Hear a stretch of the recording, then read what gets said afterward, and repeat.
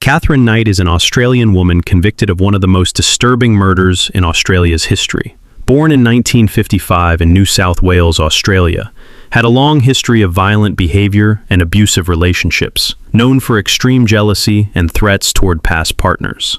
Welcome to Whispers of True Guilt, where we unveil true crimes that whispers to the mind.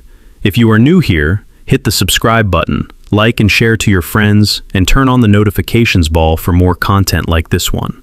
In February 2000, a quiet mining town in New South Wales, Australia, became the center of one of the most shocking murder cases in the country's history. Katherine Knight was 44 years old. She had spent much of her life working in slaughterhouses and meat processing plants, jobs that required skill with knives and a tolerance for blood. Those who knew her often described her as intense, volatile, and fiercely jealous in relationships. Her past included violent arguments and threats toward former partners, but nothing had prepared the town for what would happen next. Knight had been in an on-and-off relationship with John Price, a local father of three. Friends said their relationship was turbulent. There were reports of arguments, breakups, and reconciliation. At one point, Price had taken out a restraining order because he feared for his safety, but later resumed contact with her. In early February 2000, tensions escalated again. After an argument, Price reportedly told co-workers he was worried about what Knight might do. Still, he allowed her back into his home shortly before the fatal night.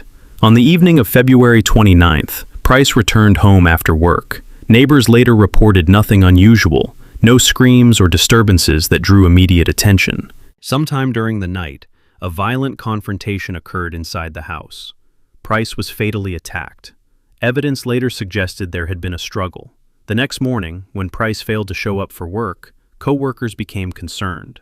Eventually, police were called to the home in Aberdeen. What officers found inside shocked even seasoned investigators. The scene was deeply disturbing, and unlike typical homicide cases.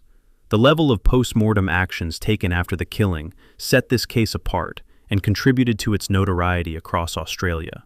Police arrested Katherine Knight at the house shortly after. She was found in a state described as detached and calm.